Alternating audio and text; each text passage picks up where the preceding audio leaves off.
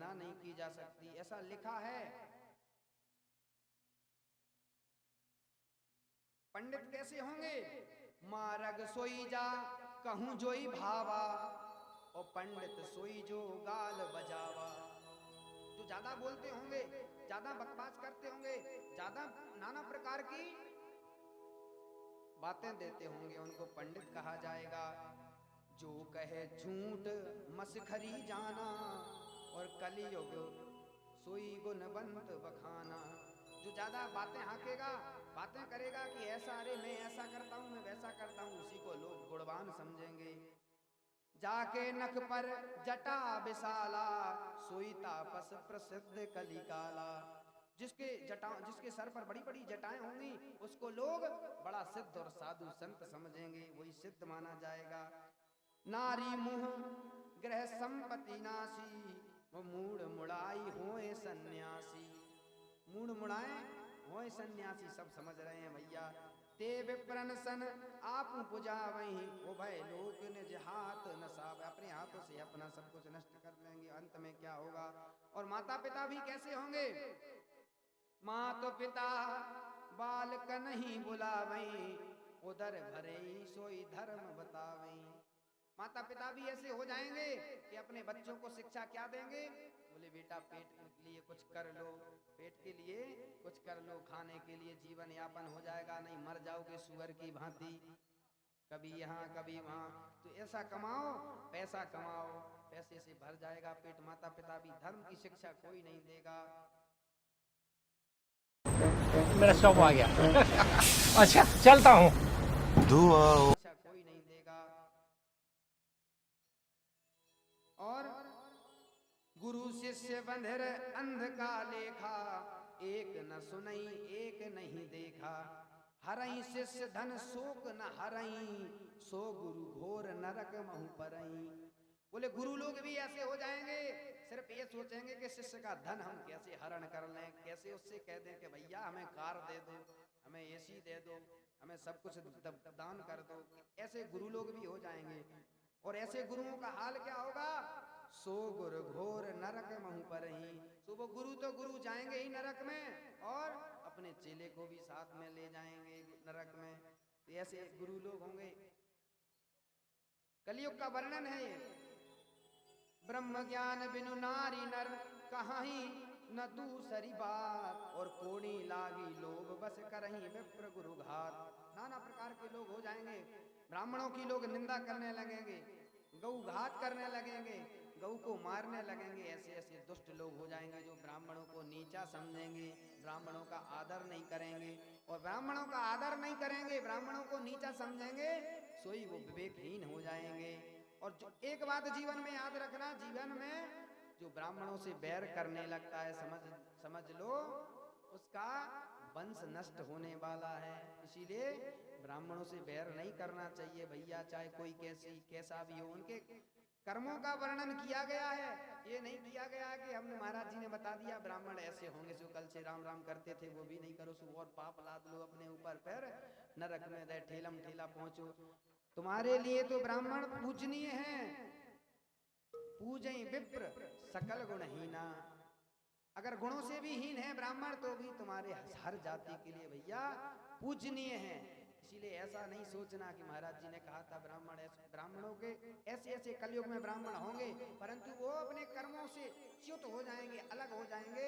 उन्हें उनके कर्मों का कृतम कर्म शुभाशुभम, उन्हें अवश्य फल मिलेगा, परंतु तुम फल देने वाले कोई नहीं होते। तुम्हारा काम है भैया पैर स्पर्श करना, राम राम करना, जो कुछ दान बने सो वो देना।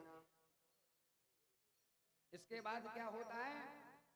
वादही शूद्र दुजन सन, हम तुम ते कछु घाट, जानई ब्रह्मा सो विप्रवर आंख दिखा वहीं डाट। बोले शूद्र लोग भी ऐसे हो जाएंगे। बोले ब्राह्मण की जगह कथा वक्ता ब्राह्मण जो होते हैं, लेकिन शूद्र कथावाचक हो जाएंगे, शूद्र कथा करने लगेंगे। जिनकी जाति विरक्तो वैष्णवो विप्रो वेद शास्त्र विशुद्धि के, ब्राह्मण को कैसा श्रोता वक्ता कैसा होना चाहिए? विरक्त होना चाहिए, वैष्णव होना चाहिए, ब्राह्मण होना चाहिए, दृष्टांत देने में कुशल होना चाहिए, बिना शुद्धिकृत वेदों का सार सार गुह लेने वाला होना चाहिए। लेकिन कलयुग में कौन होंगे? बोले शूद्र लोग, कोई यादव लोग करने लगेंगे कथा, कोई क्षत्रिय कथा करने लगेंगे, वैश्य शूद्र सब लोग व्यास मंच पर आरूढ़ होने लगेंगे, सोई धर्म का ह्रास हो जाएगा। इसके बाद जब कलयुग का अंत आने लगेगा, सोई भगवान का अवतार होगा। संबल ग्राम मुख्यस्य ब्राह्मणस्य महात्मना भवने विष्णु यशदा कलकिर प्रादुर्भविष्यति। भगवान का अवतार होगा संबल ग्राम में, मुख्य रूप में ब्राह्मण के यहाँ भगवान का अवतार होगा। सारी सृष्टि के जितने दुष्ट हैं सबको काट पीट करके भगवान पुनः धर्म की स्थापना करेंगे। बोले कृष्ण कन्हैया लाल की। अब अंत में सुखदेव जी क्या कहते हैं, राजन ऐसे ऐसे लोग दुष्ट हो जाएंगे। कैसे? धर्म भी होगा कर्म भी होगा, लेकिन शर्म नहीं होगी। धर्म होगा कर्म होगा पर शर्म नाम की कोई चीज नहीं होगी। कैसी?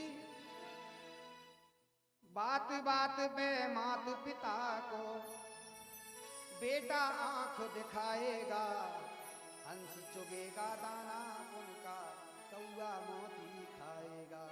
और राजा और प्रजा दोनों में निस्दिन होगी खींचातानी,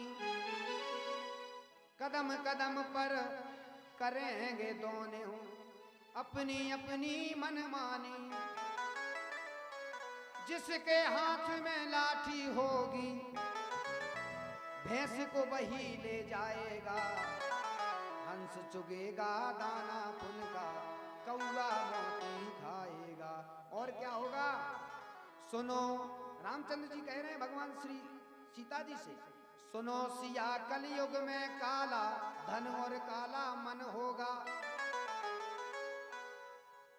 सुनो सिया कलयुग में काला धन और काले मन होंगे। चोर उचक्के नगर सेठ के, जो चोर होंगे उचक्के होंगे वो नगर के सेठ बन जाएंगे। चोर उचक्के नगर सेठ के, प्रभु भक्त निर्धन होंगे। भगवान का जो भक्त होगा वो निर्धन होगा, गरीब होगा बेचारा, परंतु अपनी भक्ति नहीं छोड़ेगा। और जो नगर के चोर हैं, उचक्के हैं, डाकू हैं, बड़े बड़े सेठ बन करके बैठ जाएंगे, जनता का धन हरण करेंगे। जो होगा लोभी और भोगी वो जोगी कहलाएगा। जो लोभी होगा भोगी होगा उसे लोग संत कहेंगे, स्वामी जी कहेंगे। हंस चुगेगा दाना पुनकारे, कौआ मोती खाए। और क्या होगा? मंदिर मंदिर सूना होगा, भरी रहेगी रे मधुशाला। मंदिर में कोई नहीं जाएगा, पर सवेरे सवेरे जाकर के जहाँ मदिरा बिकती है, शराब बिकती है, उस जगह पर जाकर के देखना सो भरी रहेगी मधुशाला, भरी पड़ी रहेगी। ऐसा हमने देखा है कोरोना काल में मंदिर सब कुछ बंद हो गया, परंतु भैया वो दवाई बंद ना भई। तो ये हमारा कई सालों से पहले से वर्णन है। मंदिर मंदिर सूना होगा रे, भरी रहेगी मधुशाला। और सुने, पिता के संग में भरी सभा में नाचेगी घर की बाला। लोगों को अपनी जो कन्या है उनको नचाने में बड़ा मजा आएगा। बाप को बड़ी प्रसन्नता होगी कि मेरी बेटी नाच रही है सभा में, बीच सभा में नाच रही है, परंतु उन्हें पता नहीं है कि नृत्य क्या होता है भैया। सभा में नचवाने से क्या रूप निकलता है, क्या उत्तर निकलता है, उन्हें यह बात का पता नहीं है। और बाप प्रसन्न होगा कि मेरी बेटी नृत्य कर रही है, लोग देख रहे हैं, चमत्कार। ऐसे बाप हो जाएंगे। कैसे होंगे? पिता के संग में भरी सभा में नाचेगी घर की बाला। ऐसा कन्यादान पिता ही बेटी का धन खाएगा, हंस चुगेगा दाना पुनकारे, कौआ मोती खाएगा। कन्यादान करके भैया बेटी की तो नौकरी लग गई तो बेटी का आधा धन लेते जाते हैं। बोले 50 लाख मिलते हैं, सो 10 लाख हमको देते जाओ। और धन खा खा करके अपने जितने पुण्य है सो सब नष्ट कर लेते हैं। इसीलिए बेटी का धन, बेटी के यहाँ का तो पानी नहीं पीते हमारे यहाँ। हमारे यहाँ की ऐसी संस्कृति है कि बेटी के यहाँ का पानी नहीं पीते। भले आदमी तू पैसा लेकर के अपने जीवन यापन करेगा, कुल को ही बर्बाद करेगा। इसीलिए कैसा होगा? और इसीलिए तुलसीदास जी ने भी कहा है, मूर्ख की प्रीत बुरी, जुए की जीत बुरी। बुरे संग बैठ के रे भागे ही भागे, हाँ भागे ही भागे हैं। अगर जुआ में जीत आए तो एक दिन ऐसा लगेगा कि अभी और मिलेगा और मिलेगा। एक दिन सब पति पत्नी सब कुछ बेच दोगे और हार जाओगे। काजल की कोठरी में कितनो जतन कर, काजल को दाग भई लागे रे लागे, हाँ लागे रे। काजल की कोठरी में बैठ जाओगे तो तुम सोचो कि बच जाओगे, पर ऐसा नहीं है, दाग तो लग जाएगा। कोई कितनी जती हो कोई कितनी सती हो जाए, कामनी के संग काम जागे ही जागे, हाँ जागे ही जागे। कितनी सतीत्व बन करके आ जाए कोई स्त्री, पर कामनी के साथ तो काम उत्पन्न होता है महाराज। सुनो कहे गोपी राम जिसका है राम नाम, उसका तो फंद गले लागे ही लागे, हाँ लागे ही लागे। रामचंद्र कहे गए सिया से ऐसा कलयुग आएगा, हंस चुगेगा दाना पुन करे कौवा मोती खाएगा। इसीलिए भैया कलयुग का वर्णन बहुत खतरनाक है। हमारी तो यहीं से प्रार्थना यही रहेगी, अपने अपने बच्चों पर भैया ध्यान दें, संस्कार दें, उन्हें संस्कारवान बनाएं। उनसे पूछें भैया कि तुम कहाँ थे, क्या कर रहे थे, कहाँ जाते हो, पढ़ने जाते हो, लिखने जाते हो। उनको सबको संस्कारवान बनाएं, वरना हमारी संस्कृति तो नीचे जा ही रही है। संस्कृति जब हम संस्कार नहीं देते तो कहीं कोई कटा मिलता है हमें, कहीं कोई कटा मिलता है, तो भैया संस्कृति नहीं छूटना चाहिए। हमेशा संस्कार, अपने बच्चों को संस्कार कूट कूट कर संस्कार दो। संस्कार दोगे तो बाद में तुम्हें पीड़ा नहीं देंगे, वो वृद्धाश्रम नहीं पहुंचाएंगे। सुबह सुबह उठते हो, बच्चों से गीता नहीं पढ़ी जाती, नहीं पढ़ पाते, तो कम से कम उनसे कह दो भैया लालच में ही हम तुमको 10 रुपए देंगे, हमें एक अध्याय सुना दो। तो लालच में ही सुन लोगे, वो गीता पढ़ लेगा तो धीरे धीरे उसको ज्ञान हो जाएगा कि माता पिता क्या हैं, तो तुम्हें कभी वृद्धाश्रम नहीं जाना पड़ेगा, कभी